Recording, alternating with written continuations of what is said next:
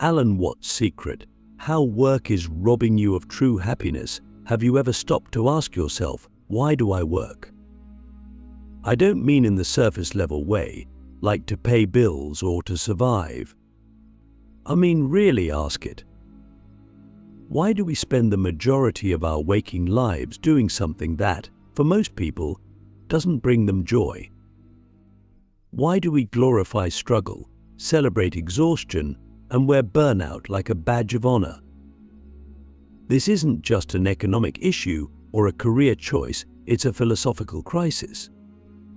And Alan Watts, the British philosopher who was decades ahead of his time, saw it clearly. He saw that modern work culture wasn't just inefficient or uninspiring, it was fundamentally misaligned with the nature of human happiness. And once you see what he saw, there's no going back. You begin to realize that the very thing you've been told will make you happy is the thing that's keeping you from ever experiencing it. Watts asked a question that cut straight through the noise: what would you do if money were no object? And it's not a hypothetical, it's a doorway. Because if your answer to that question is different from what you're doing now, then your life may be out of sync. But here's the shocking part: most of us know our answer, yet continue to ignore it. Why? Because we've been conditioned to believe that work is supposed to be hard, that fulfillment is a luxury, that doing what you love is irresponsible unless it pays well. But Watts turned that logic on its head. He believed that chasing money while ignoring your joy is like eating cardboard hoping it'll taste like cake. It doesn't matter how much of it you consume, it'll never satisfy you. Click subscribe to this channel to get more topics you love. We're taught to see life as a linear journey: go to school, get a job, work hard, retire, then maybe you get to enjoy yourself. But Watts pointed out how absurd that is. He compared it to dancing. Imagine if you approached dancing the way we approach work. You'd rush through every move, trying to get to the final pose, missing the entire point of the dance. Life, he said, is not a journey to a destination, it's music. And the purpose of music is to be enjoyed while it's being played. So why have we agreed to treat life like a never-ending to-do list? It comes down to one devastating illusion: the myth of deferred happiness. We are sold the idea from a young age that happiness is something we earn later. But not now. We're told to sacrifice the present for the promise of a better future. But here's the catch: the future never arrives. It's always just out of reach, like a carrot on a stick. And meanwhile, we miss the only moment that's real, this one. Watts warned that if we don't wake up from this illusion, we'll spend our entire lives preparing to live instead of actually living. Think about how many people you know who are just waiting for retirement, waiting for the weekend, waiting for a promotion, a raise, a vacation. But what are they doing with the rest of their time? Enduring it, surviving it, and we call this normal. But normal doesn't mean natural. It's only normal because we've agreed to a system that values productivity over presence, performance over play, and profit over people. Watts didn't just critique this system, he offered a radical alternative: work should be play. Not in the childish sense, but in the profound sense that what we do with our lives should stir our soul. It should be an expression of who we are, not a betrayal of it. So let me ask you a question that might shake something loose inside you. Are you living your life, or are you trading it? Because every hour you spend doing something that drains your spirit in exchange for survival is an hour you'll never get back. And this isn't about quitting your job or running off to a beach. It's about waking up, It's about remembering that you are not a machine. You are not a cog in an economic system. You are a living, breathing, feeling being, and you were not born just to pay bills and die. You were born to experience, to create, to connect, to love, to be. But here's the paradox, and Watts knew it well. We keep ourselves trapped in this cycle by telling ourselves there's no other way. We're afraid. Afraid of instability, of judgment, of failure. So we stay in jobs we hate, justifying it with phrases like being responsible or doing what needs to be done. But responsibility doesn't mean self-betrayal. If anything, our deepest responsibility is to our own authenticity. Because when we live in alignment with who we really are, we don't just feel better, we do better. We bring more energy, more creativity, more presence to everything we touch. So the real question isn't whether you should quit your job.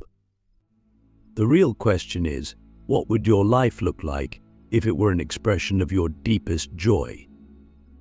What would shift if you stopped asking, what can I get? And started asking, what can I give from my heart? When you flip that switch, you begin to reclaim your time, your energy, your soul. And that's when work stops being work. It becomes art. It becomes a dance. It becomes life itself. The cult of productivity, why being busy is making you spiritually empty. We live in a world obsessed with doing. Productivity has become the new religion, and being busy is its holiest sacrament. Ask someone how they're doing, and more often than not, they'll respond with a sigh and busy. And we nod, as if that's a good thing. As if being constantly occupied, constantly behind on something, desperately multitasking, and never resting is a sign of worth. But what if this cult of productivity is the very thing draining the life out of us?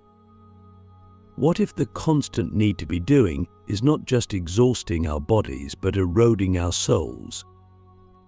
Alan Watts had a way of seeing through society's illusions. He saw how modern life had made a virtue out of anxiety, how we're conditioned to feel guilty for resting, ashamed of stillness, and terrified of being seen as unproductive. But Watts asked, productive for what? For whom? And to what end? The truth is, most of us don't even know. We just keep moving, keep chasing, keep working faster and harder without questioning the destination. And worse, we've internalized this pressure so deeply that we no longer need anyone to crack the whip. We do it to ourselves. We wake up, check emails before our feet hit the floor. We measure our days in tasks completed and goals ticked off. We drink coffee not for pleasure, but as fuel, like we're machines on the verge of malfunction. And every moment of silence, every second of peace, feels like wasted potential. But here's the thing, we weren't designed to live this way. We weren't built to be efficient. We were built to be alive, to feel, to wonder, to experience. And every time we sacrifice presence on the altar of productivity, we lose a piece of that aliveness. But Watts often warned about the trap of living for the future. He said, we're always preparing to live, but never actually living.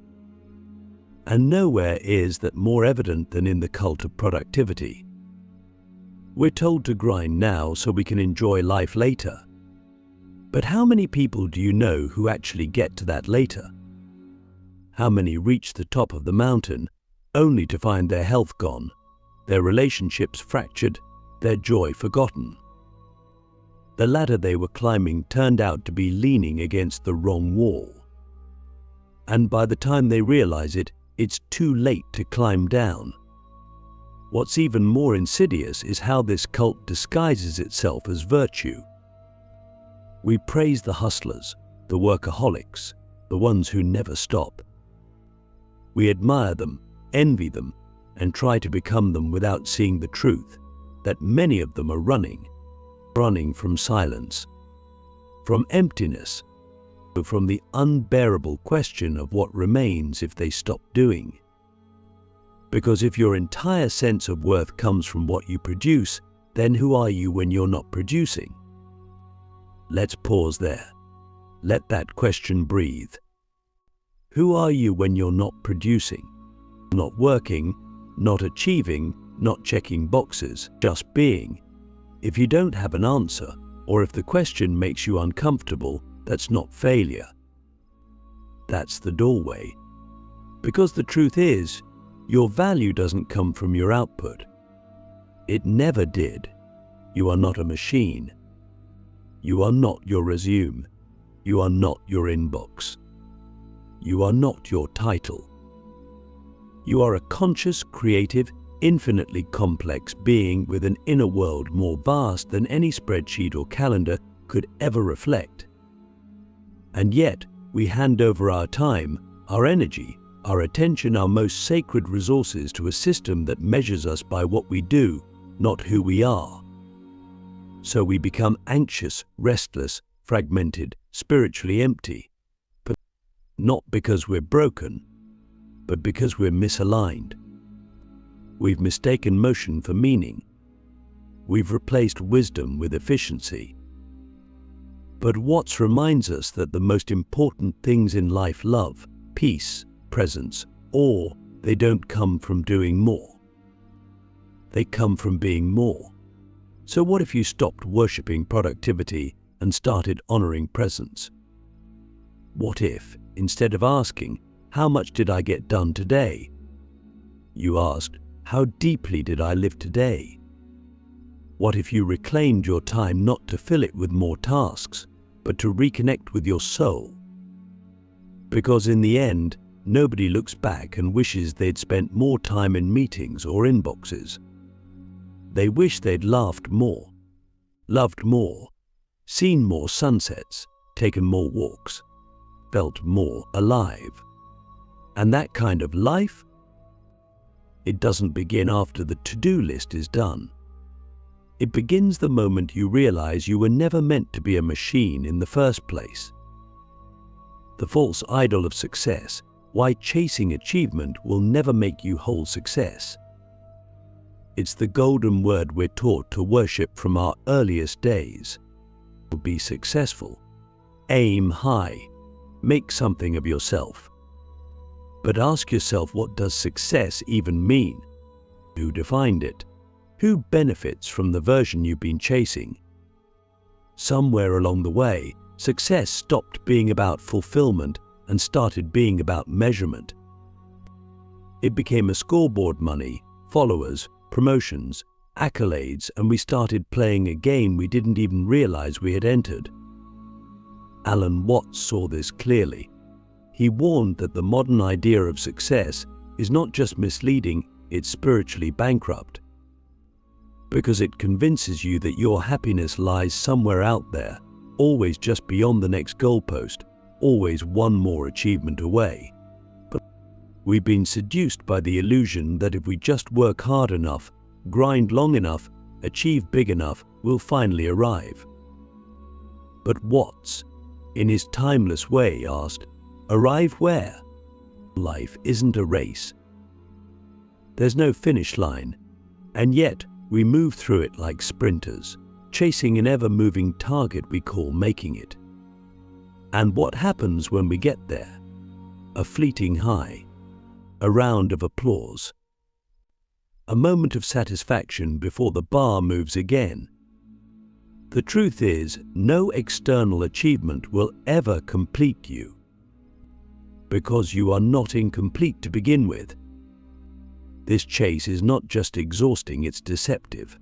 But it gives us the illusion of purpose without the substance.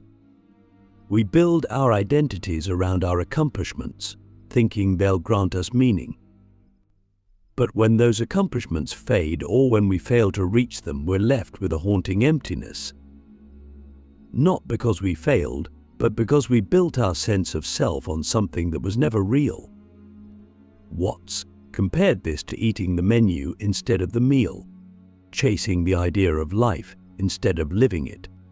And the more we chase, the more disconnected we become from who we really are. We've built entire systems, education, careers, social media around this illusion.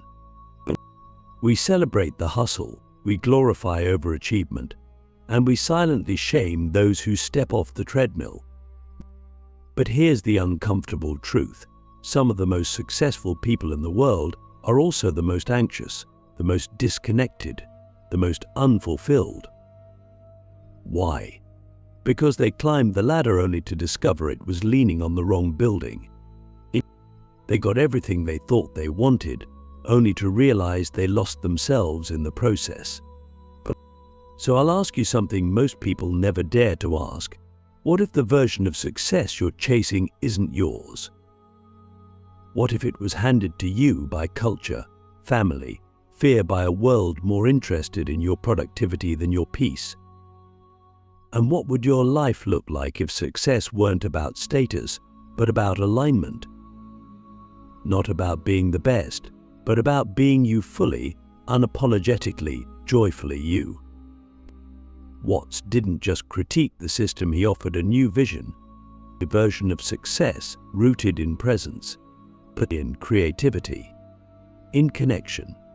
He believed that a truly successful life isn't defined by how high you climb, but by how deeply you live, by how often you laugh, by how present you are with those you love, by how aligned your outer actions are with your inner truth.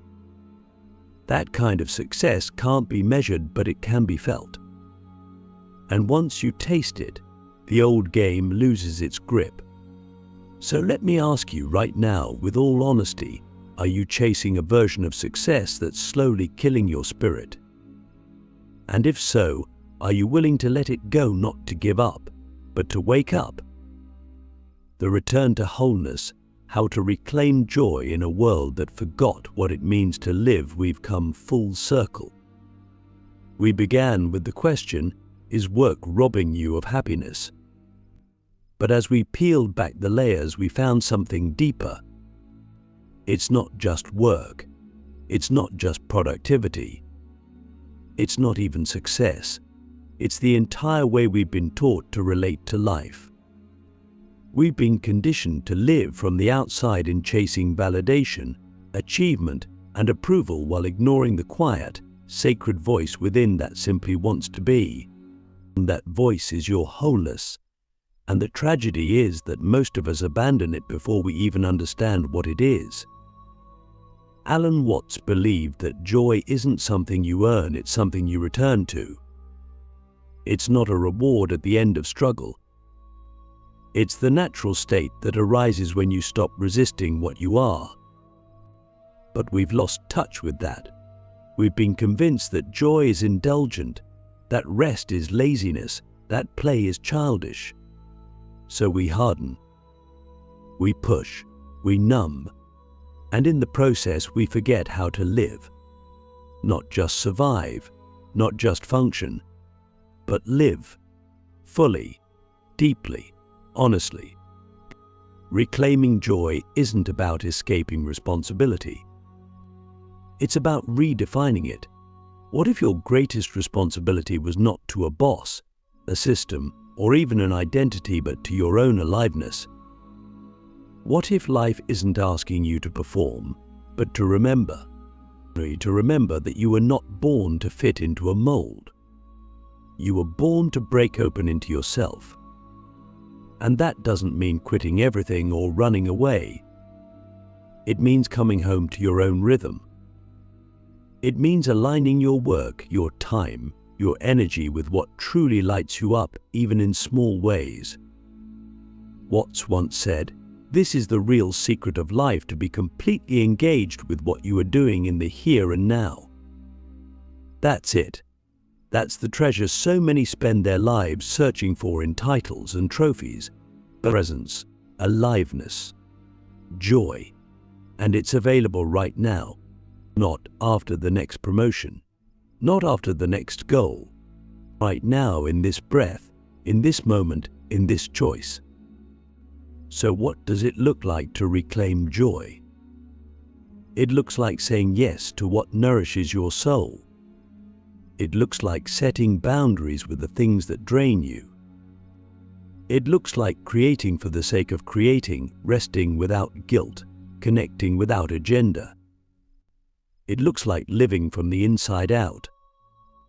And the more you do, the more you'll realize you never had to earn happiness. You only had to stop abandoning it. Let me leave you with one final question, one that could change everything if you let it. What would your life look like if you stopped trying to be successful and started trying to be whole? Because that's the secret Alan Watts knew all along. The path to true happiness isn't found in doing more. It's found in being you, completely, unapologetically, joyfully, now.